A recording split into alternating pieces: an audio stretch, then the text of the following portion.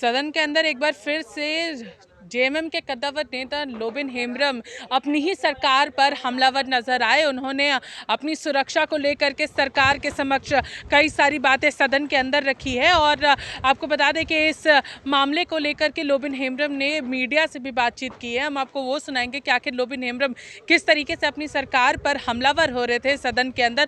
और वहीं दूसरी ओर अगर हम बात करेंगे तो विपक्ष भी लगातार लोबिन हेम्ब्रम के इस बात को लेकर के एक नया मुद्दा जो है वो सामने लेकर के आ रही है। सीधे सुनिए क्या कुछ कहा है लोबिन हेम्ब्रम ने और विपक्ष क्या कुछ कह रही है इस पूरे मुद्दे को लेकर। कभी भी कोई आके गोली मार सकता है, इतना डर क्यों है दादा आपको? देखिए, डर इस बात का है कि चूंकि आज से नहीं, हम शुरू से ही जल जंगल जमीन की लड़ाई हम लड़ रहे हैं। अभी हमारे यहाँ साहेबगंज में बोलिए दादा, बोलिए जोर से। तो साहेबगंज में क्या हो रहा है? सारे दो बार काहे लड़ रहे हैं?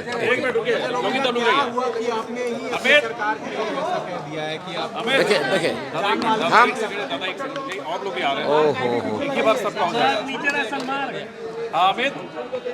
जोर से बोलिए। अरे नीचे करो ना यार, चेहरा भी तो आए। देखिए, हम शुरू से ही हम जल जंगल जमीन की हम लड़ाई लड़ रहे हैं। साहेबगंज में पेपर में भी आया था कि वहाँ का पहाड़ ख़त्म हो गया, मिर्जा चौकी का पहाड़ ख़त्म हो गया और बहुत माइंस इलीगल तरीके से जो चल रहा था उस पर हमने हस्तक्षेप किया कि भाई इलीगल क्यों चल रहा है। एक तो सरकार की तरफ से गलत हो ये रहा है कि बिना लीज का, बिना ग्राम सभा का ये लोग चला रहे हैं और मैं शुरू से इसकी लड़ाई लड़ता हूँ।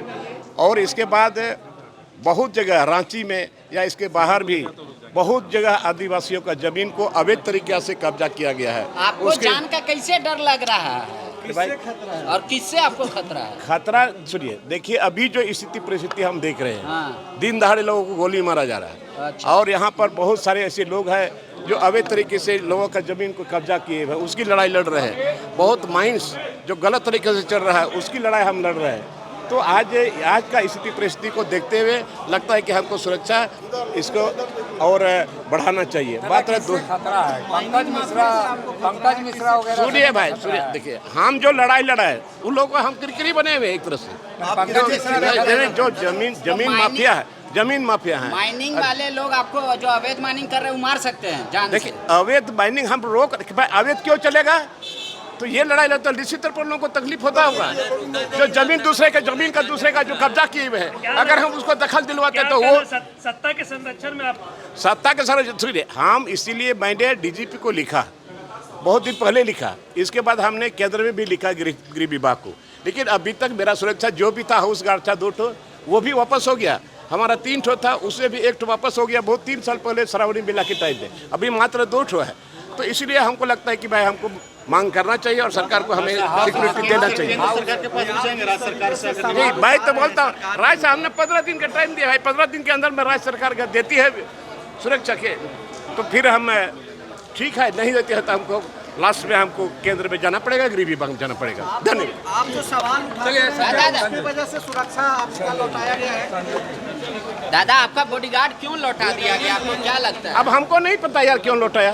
ये सरकार के खिलाफ बोलते उसके वजह से। अब क्या वजह है, नहीं वजह है, मैं समझ नहीं पा रहा हूँ। और लोगों को 6 ठो 7 ठो करके 5 ठो करके मिला। भाजपा में जाएंगे क्या? हम क्या बोलते हैं भाजपा में जाएंगे? देखिए इस सरकार में कोई भी सुरक्षित नहीं है। जब झारखंड मुक्ति मोर्चा के विधायक श्रीमान लोबिन हेम्ब्रम जी कह रहे हैं कि मुझे सुरक्षा चाहिए, तो सारी चीज़ें स्वतः स्पष्ट हैं। लोबिन हेम्ब्रम जी का कसूर सिर्फ इतना ही है कि वो सच बोल रहे हैं। लोबिन हेम्ब्रम जी का कसूर सिर्फ यही है कि वो झारखंड मुक्ति मोर्चा के विधायक होकर सच क्यों बोल रहे हैं। तो ये सरकार को सोचना चाहिए और मैं राज्य के मुख्य सचिव से और डीजीपी से आग्रह करता हूं कि अविलंब लोबिन हेम्ब्रम जी के जान माल की रक्षा हो, उनके परिवार के जान माल की रक्षा हो और उनके ऊपर किसी भी प्रकार का कोई भी घटना अगर घटता है तो सारी जवाबदेही हेमंत सरकार की और उनके प्रशासन की हो। ये कहीं वो जरूर उन्होंने अगर ऐसे बयान दिया है तो निश्चित रूप से सरकार को देखना चाहिए। सदन के अंदर उनका बयान है, इसको गंभीरता से लेना चाहिए। यही लॉ एंड ऑर्डर है, जब सरकार का विधायक सदन में खड़ा होकर अपने जो स्थिति है, अपने जो कहीं ना कहीं थ्रेट है, उसको स्पीकर साहब के माध्यम से हाउस में अपनी बात को रख रहे हैं।